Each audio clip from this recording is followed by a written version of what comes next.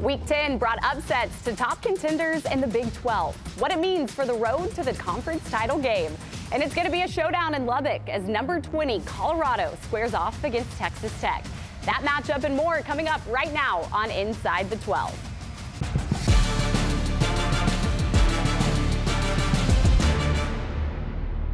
Hello, everyone, and welcome into another edition of Inside the 12. I'm Madison Hawk alongside Pete Souza. We have, once again, a packed show for you today after what was a wild week of Big 12 football. I don't think this conference could get any more exciting. Texas Tech and Houston getting huge upset wins.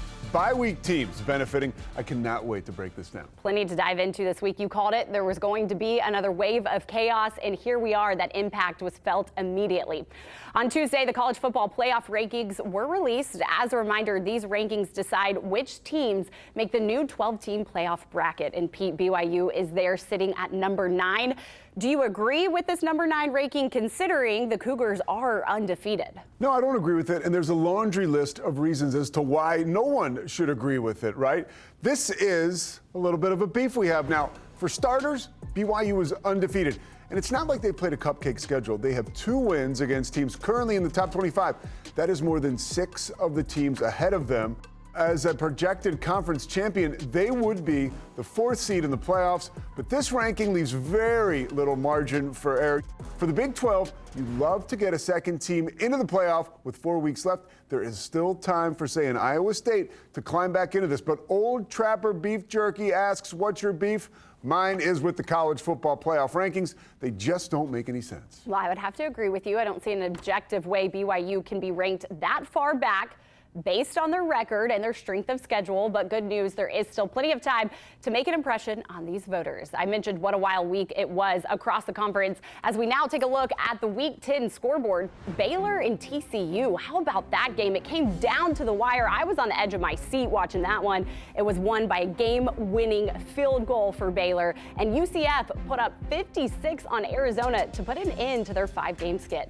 Yeah, the Knights gave out touchdowns like Halloween candy. But let's talk about the elephant in the room, right? As a conference, you want your top teams to succeed, but you do have to look at what Texas Tech and Houston did and tip your cap to them. This game was back and forth from the start. Rocco Becht and the Cyclones taking the lead here with 2 minutes remaining. Turns out that was too much time left on the clock. Texas Tech marches 71 yards, and there is Taj Brooks scoring on the direct snap Wildcat offense, knocking off the undefeated Cyclones. And how about Houston pouring it on in the 4th quarter? This game was exciting. What a game by quarterback Zeon Chriss. He went 11 for 11 passing and this 41-yard game-winning touchdown run. The Houston defense shut down Avery Johnson and the Wildcats' run game to knock off Kansas State. 24-19 was the final. Coach Willie Fritz with a program-building win. Yeah, they are ahead of schedule there at Houston. That was a team early in the season. They had 2 consecutive weeks where they didn't score any points and couldn't stop anybody. Now they're red hot. Props to Willie Fritz. Those Week 10 upsets were felt all around the conference standings. Reminder, the top 2 teams in the conference will face off in the Big 12 football championship that will be played in Arlington on December 7th at AT&T Stadium. Now, we talked about BYU. They still sit firmly at the top. 5-0 in the Big 12, 4 games left, but quite a logjam after that. 7 teams with 1 or 2 conference losses, all within striking distance, including that tough Texas Tech squad. Still a lot of football left to be played, and anything can happen. So I have to ask you, how does the road to the Big 12 championship look for teams like Iowa State and Kansas State? Well, with only 1 conference loss, the Cyclones are still really in the picture, probably in the driver's seat of that number 2 spot. Now, it could come down to tiebreakers, but win out and you should be able to punch your ticket to Arlington. For Kansas State, it's a bit more complicated. They have 2 losses in the Big 12. Their final game of the season against Iowa State. That's an opportunity to catch up and make up some ground. That's a must-win for them.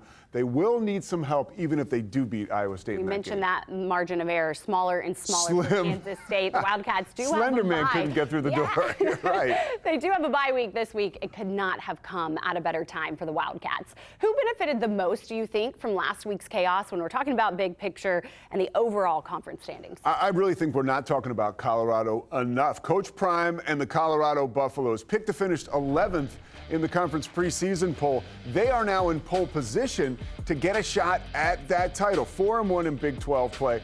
Coach Prime says every game now is a playoff game. They want to continue to gain momentum and to see themselves, they're ranked 20th in the country. They would love a top 10 finish, and they've got a shot at it. Again, the tiebreakers are going to come into play. This conference as a whole, we've been talking about it all season, a lot of parity. So those tiebreakers are going to be huge. They will probably need Iowa State to lose another one as well when we're talking about Colorado. But right now, the Buffaloes seem to be sitting really pretty. Anything can happen over the next 4 weeks of the college football season. Hard to believe that is all that is left with the regular season. It's going to be an exciting finish with a shot at the Big 12 championship on the line. Time for a quick break here on Inside the 12, but don't worry, we're still getting started. Undefeated BYU is set to take on Utah for another round of the Holy War. That game and much more we're going to preview next on Inside the 12.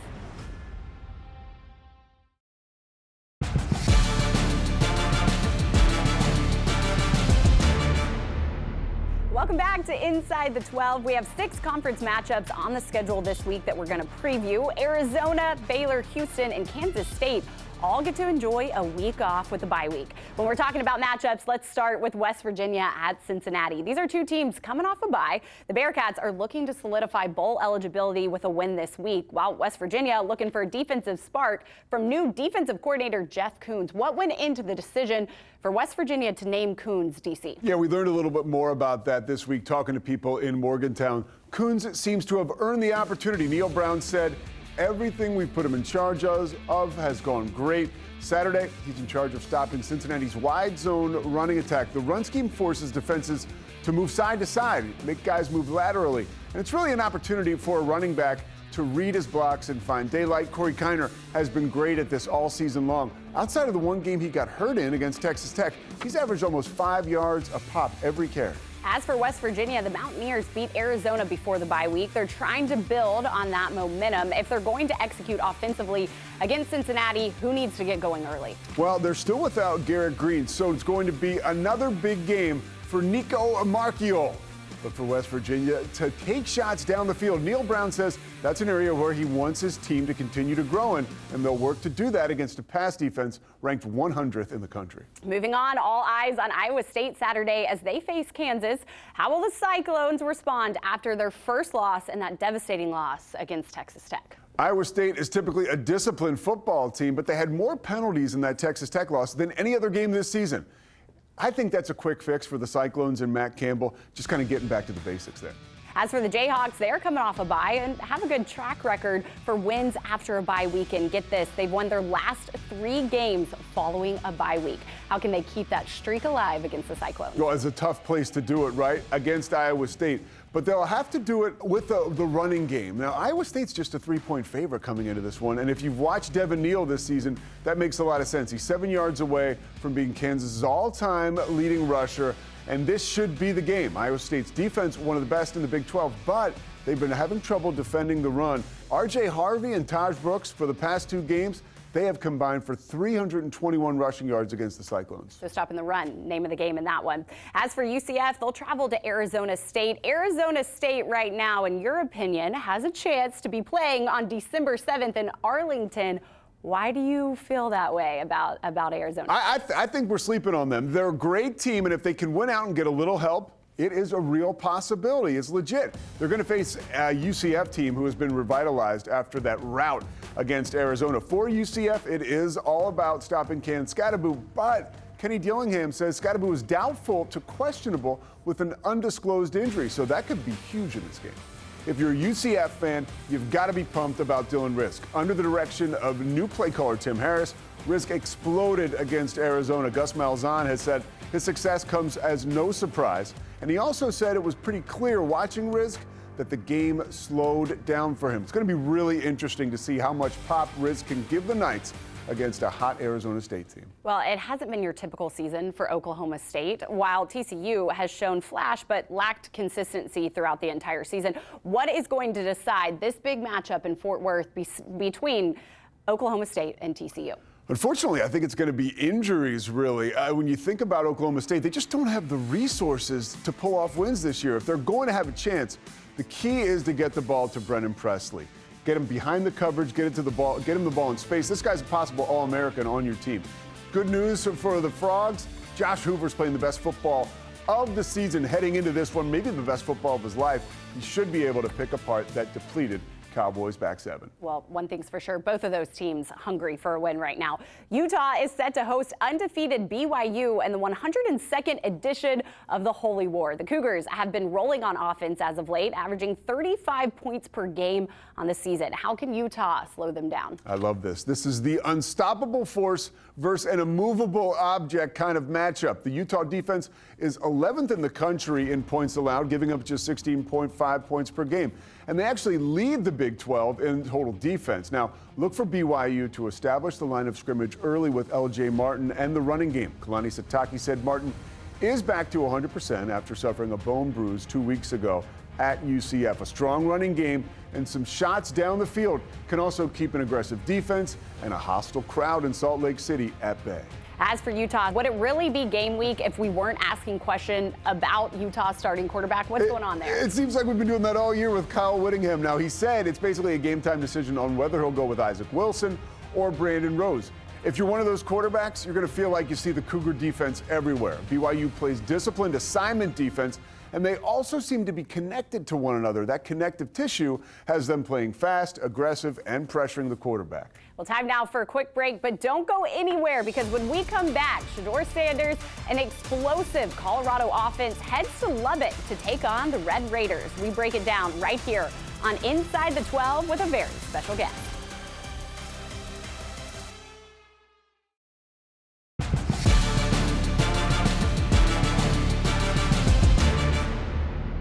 Welcome back to Inside the 12. Madison Hawk alongside Pete Souza. It is time for our Game of the Week now, brought to you by Children's Health. Colorado heads to Lubbock, Texas for a showdown with Texas Tech. To help us break down this matchup is sideline analyst for Texas Tech Football Radio and co-host of the Locked On Texas Tech podcast, Chris Level. Chris, thanks so much for joining us. Absolutely. Thank you guys for having me. Yeah, Chris, love your work in Locked On Texas Tech. And I got to ask you, listening to some of those, it sounds like the vibes in Lubbock are pretty awesome right now. Can you describe to us what the feel is there? Amazing what a win will do, you know? Yeah, there's a renewed hope. You go pull off, an upset. I think to a lot of folks, I don't think they felt like it was necessarily an upset in Lubbock, but you go beat an Iowa State team that was perfect to that point, and you do it at their place in bad weather. And all those things, and you just do it in dramatic fashion. So, yeah, I think people are excited, and you're playing meaningful football in November, which is what everybody wanted around here. Absolutely. Feels like there's a lot of momentum around that program right now. Well, let's talk X's and O's. Colorado comes into this game ranked 8th in the country in passing. You know the names: Shedeur Sanders, Travis Hunter, Jimmy Horn. How does Texas Tech slow them down? I do know those names. Yes, I think everybody in the country knows those names by now. I think one, I don't think you can have a plan B here. You've got to make Shedeur Sanders feel uncomfortable at times. This crowd has to play a factor. I think if you give him time, you're playing with fire, and it's not a battle you're likely to win. He's very good at extending the play. I think, teams have gotten to him some in rushing the passer, but you just have to make him feel uncomfortable. And maybe he throws it to you once or twice. But I think that's kind of the game within the game. But if you can't make him uncomfortable, I don't see a path to victory here for you trying to slow them down. Well, if you're talking about the Texas Tech offense, you got to talk about Taj Brooks. He is the motor of the attack, flirting with history. What do you expect from him this week? Such a great kid, and I thought it was very poetic that he essentially got to win the game for the Red Raiders in Ames, Iowa, with that kind of wildcat play that the Zach Kitley called. He's 121 yards away from being the all-time leading rusher here. I think there'll be some former players here to potentially see if he can break that record. The most important thing is winning the game, and so again, I think on that side of the ball, if he can have his normal day, because he's been over 100 yards every game this season, if he can have his normal day, I think the Red Raiders it puts them in a really good spot to allow Baron Morton to try to attack some man-to-man coverage on the outside. Chris, you made great points about how Texas Tech can make Colorado's offense uncomfortable as a whole. But if Texas Tech is going to get their first consecutive wins versus ranked opponents since 2012, let's talk big picture here. In your opinion, what needs to happen? Yeah, you have to have a fast start, and I think you need to play complementary football. Too many times this year, Texas Tech's defense will play well, then the offense won't, or vice versa. So that's what it may take, is if you do get some stops, you do create some turnovers, you do make Shedeur Sanders uncomfortable, that's when the offense must also capitalize, and vice versa. But I think you have to have a fast start, and I think you've got to play a full game here, but you don't want to play from behind. I think against Colorado, who's so explosive. But you also have to understand that no lead is safe with Shedeur Sanders and Travis Hunter and Horn and everybody that they've got to throw to are running around, because Baylor saw what that was like. And Colorado has won their last 2 road games by 27 points each.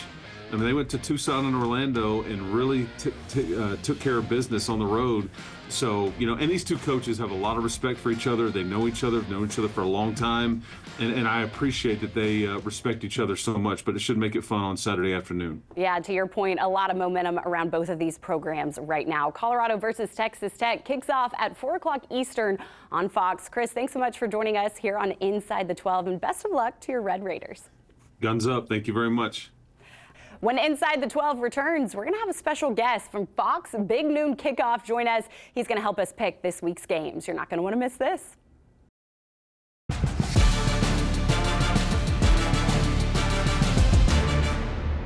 Welcome back to Inside the 12. I'm Madison Hawk alongside Pete Souza, and it is time now for our weekly picks of the Big 12 games.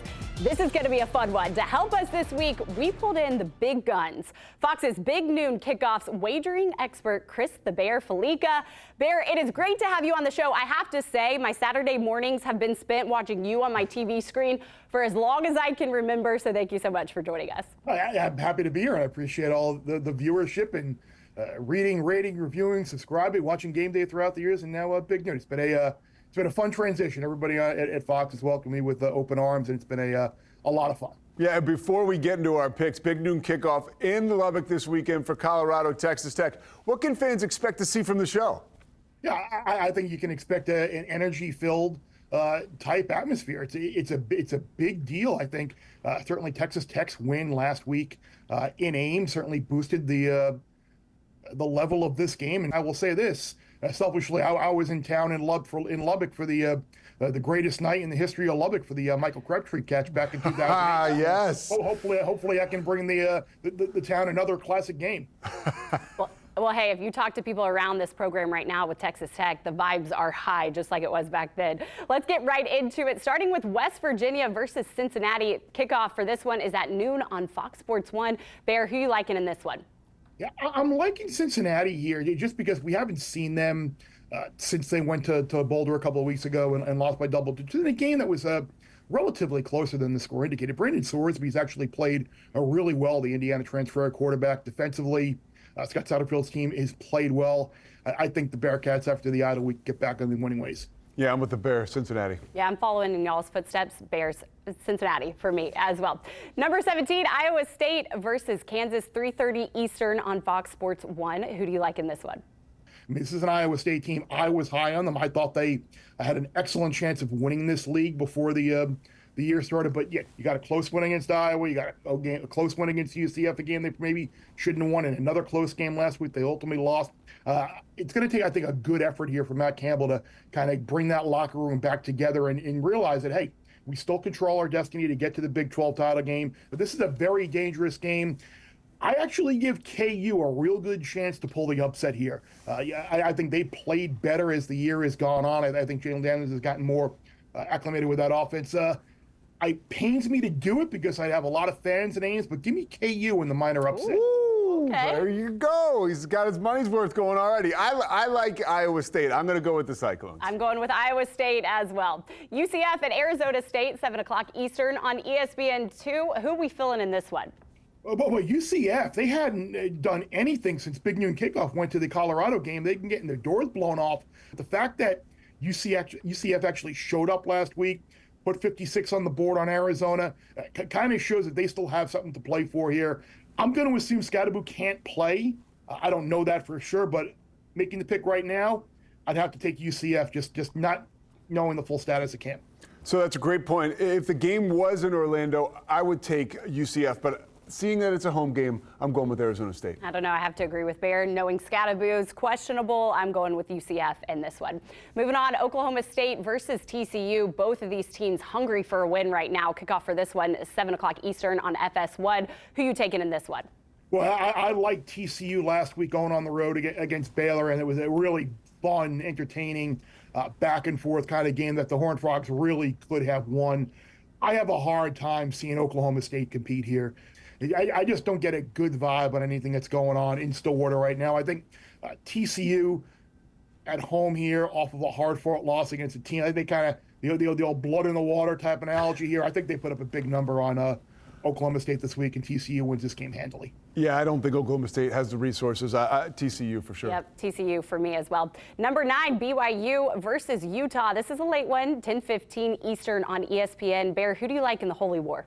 BYU keeps proving people wrong, but you look at what they've done over the course of the year with Retzloff and the running back coming back, and the secondary has been very aggressive.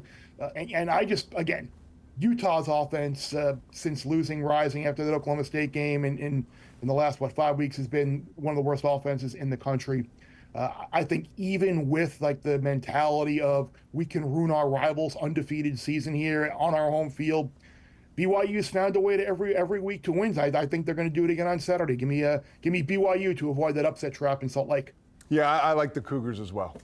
Going with that as well. We can all agree on that game. Now it's time for our game of the week, brought to you by Children's Health. It's number 20 Colorado versus Texas Tech. Bear, you're going to be there along with your crew with Fox Big Noon Kickoff. Kickoff is at 4 o'clock on Fox. Who you taking in this one, if you can pick this early? Oh, I can absolutely pick it early. And I like Colorado here. I think this is a team bringing in Robert Livingston as a defensive coordinator. The defense has played better. They've got a ton of skill on that team. You have the likely, I don't say likely Heisman Trophy winner, but you've got Travis Hunter, who could win the Heisman. He could win the Biletnikoff. He could win the Thorpe. But I think ultimately it comes down to Texas Tech's defense. They do not get after the quarterback well at all. They allow a ton of yards through the air. I think it could be a long day potentially for Texas Tech in Lubbock. Give me CU on the road to keep their Big 12 title hopes alive.